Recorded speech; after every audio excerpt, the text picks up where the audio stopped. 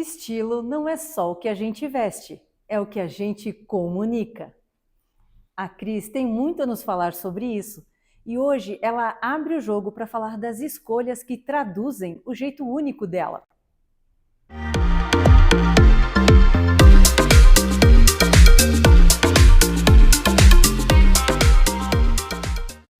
Oi, eu sou Rafaela Caran. E eu sou a Cris Schmidt.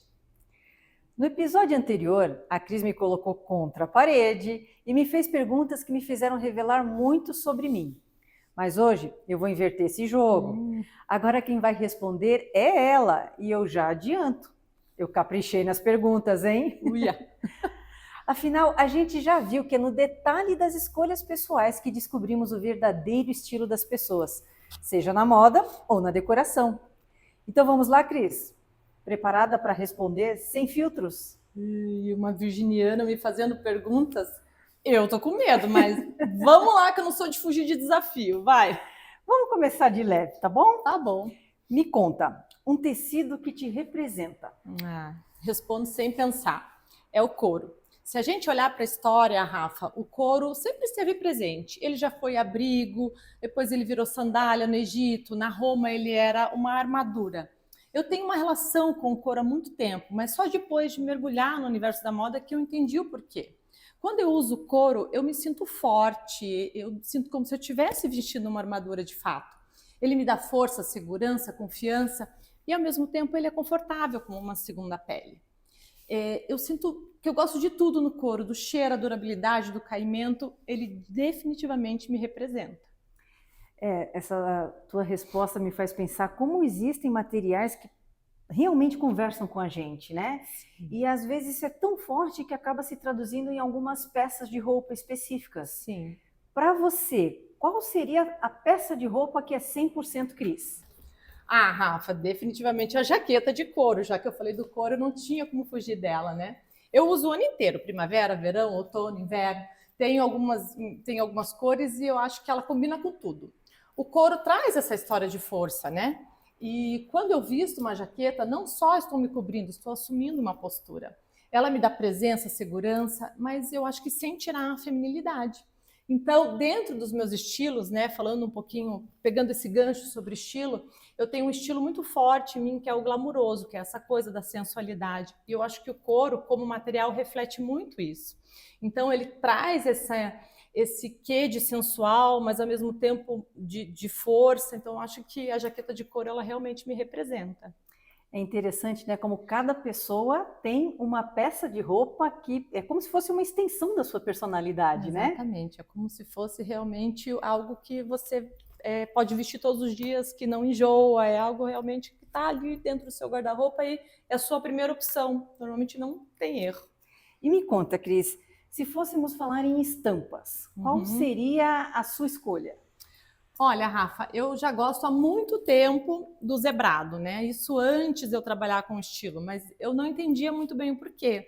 E depois que eu vim para esse universo da consultoria, que eu estudei mais a fundo, que eu entendi, né? Que dentro da coloração também, embora já fosse uma escolha intuitiva minha, depois eu entendi que com a técnica ela também funciona muito bem, né? Se a gente for pensar na coloração, a gente tem análise de contraste, que é para definição de estampa. Tudo que é da coloração é para gerar harmonia, então é tudo que repete a nossa beleza, né?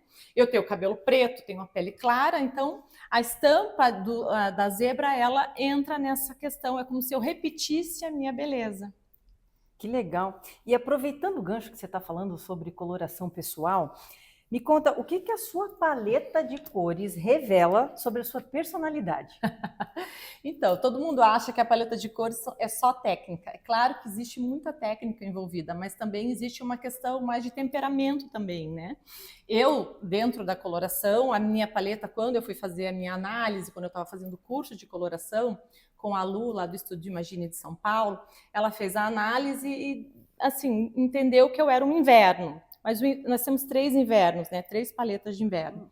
E aí ficou em dúvida entre o inverno escuro, que fechava muito bem, falando de cores, e entre o inverno brilhante.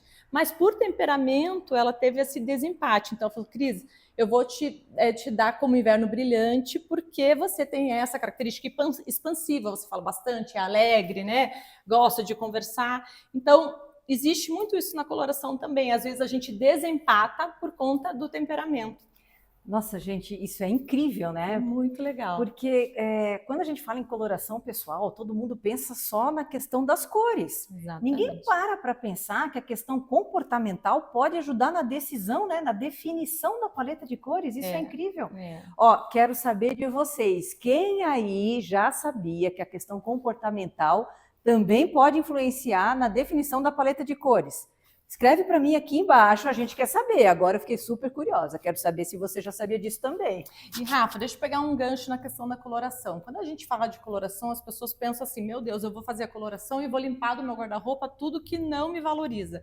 E o que a gente, como consultora, tem que colocar é exatamente o contrário. A cor é para trazer uma nova possibilidade, né? Às vezes, quando você está em dúvida entre uma cor e outra, a paleta pode ser definitiva, mas ela jamais tem que escravizar essa pessoa, né? Ela tem que ampliar a visão dela sobre as cores. Então, claro que uma cor me valorize, se eu puder comprar esta cor, ficaria mais fácil, mas deixar de usar aquilo que eu já gosto, que eu já tenho dentro do meu guarda-roupa, isso eu digo é um grande tiro no pé. Aí eu posso dar um testemunho, né? Porque eu fiz todo esse processo e eu posso dar o meu testemunho, que é verdade. Que tudo que você está falando aqui é verdade. E nem sempre a paleta de cores tem aquelas cores que a gente ama, né? Às vezes a gente fica um pouco decepcionada com a paleta. Mas faz parte do processo, então, né? Use com responsabilidade. Né? Eu acho fascinante como as cores refletem na imagem e ao mesmo tempo conversam com quem somos por dentro. A paleta não é um limite, ela é um multiplicador. Continuando então, dica de moda que você sempre repete, Cris? O cinto, com certeza. Eu vivo de cinto, quase nunca saio de casa sem cinto. Acho que ele faz parte da minha assinatura de estilo, sabe, Rafa? Historicamente já foi símbolo de poder, pureza, status. E hoje, para nós mulheres, é além do funcional, do segurar mesmo a calça ou a saia, é estética. É um truque versátil, pode ser ponto de cor em looks monocromáticos, ou pode ser só a repetição daquilo, mas ele afina a silhueta. Eu mesmo amando vários acessórios, eu vou escolher o cinto porque ele definitivamente é o meu favorito. Que legal, né? É um truque de estilo, né? Sim. E falando nisso, que truque de estilo que você usaria tanto no vestir quanto no revestir? A sobreposição, né, Rafa? Eu gosto muito de sobreposição. Eu chamo de ferramenta estratégica, que você pode usar para esconder aquilo que você não quer mostrar tanto, ou para mostrar aquilo que você quer, né? Então, você pode trabalhar isso de uma forma bem estratégica. É ótimo para brincar com texturas, tricô com couro, a camisa que transita muito bem nas sobreposições, né? E no revestir a gente tem aí sobreposição de manta, sobreposição de tapetes. A sobreposição faz isso, ela não segue moda, ela cria identidade. Nossa, incrível isso. E na decoração também gosto demais das sobreposições, especialmente na tapeçaria. Já vi em várias outras coisas, já vi sobreposição de quadros, já vi quadros sobre estantes sem portas, mas a tapeçaria realmente é algo incrível, né? Ela faz com que os ambientes fiquem muito mais autênticos, né? É um recurso praticamente artístico, porque dessa maneira nenhum ambiente fica igual ao outro. É verdade. Né? Ela potencializa muito a decoração e transforma os ambientes. Exatamente. E por falar em transformação, qual foi a ousadia de estilo que você já fez e não se arrependeu? Olha, eu não acredito que eu seja tão ousada assim, embora eu goste de alguns elementos de ruptura e tal. Mas acho que o principal foi cortar o cabelo. Você me conhece há bastante tempo, né? Eu tive cabelo comprido, cabelos longos a vida inteira. E sempre tive muito cabelo. Então as pessoas sempre falam, nossa, que cabelão e tudo mais. E aquilo talvez fosse o meu escudo, ou, né? Eu hoje, depois que eu estudei bastante sobre o rosto, né, como visagista, como face teller, eu posso dizer que o cabelo, ele às vezes a gente usa para nos potencializar e às vezes para nos esconder. A gente tem que entender aonde a gente está nesse momento, né? Eu nunca tinha concebido cortar o cabelo, eu cortei o cabelo bem curto da primeira vez. E hoje eu penso, meu Deus, eu não me reconheço mais naquele cabelo longo. Eu vejo fotos que eu falo assim, gente, essa não sou eu, parece que eu nasci assim. Então, definitivamente cortar o cabelo foi a minha ousadia e foi a minha melhor ousadia. E escolhas como essa sempre tem um porquê, né? Uma inspiração por trás, né?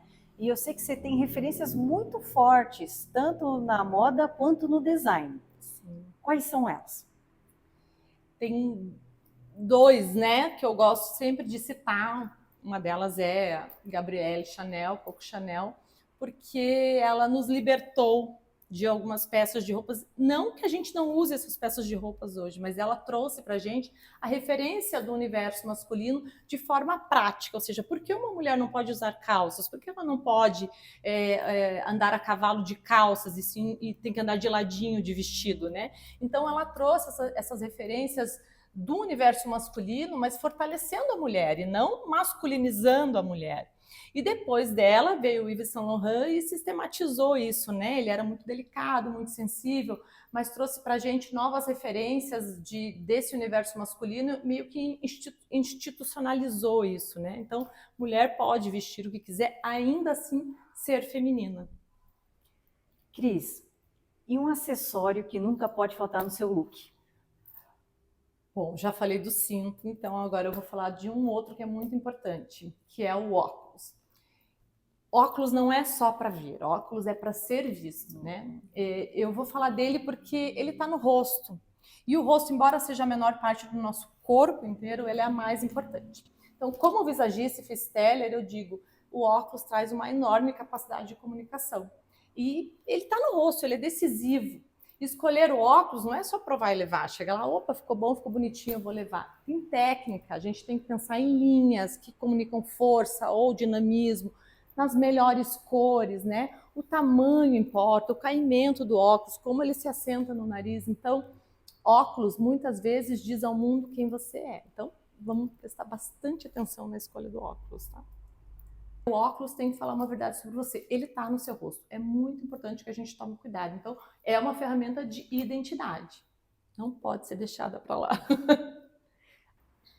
Cris, eu adoro quando você fala de imagem e comunicação. Até porque tudo que a gente veste e o que a gente reveste é isso, né?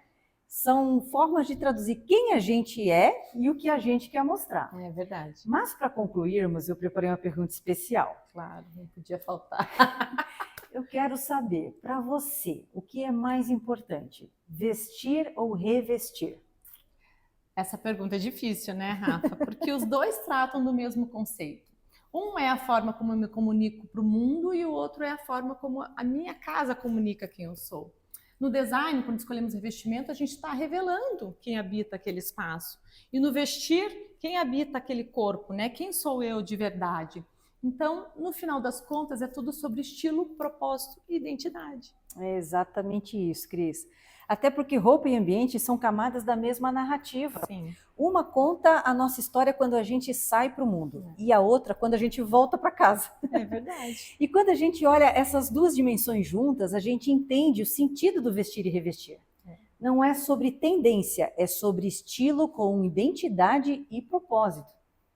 Então, no fim, não existe o mais importante. Vestir e revestir são as duas faces da mesma moeda. As duas falam de quem somos, de dentro para fora e de fora para dentro.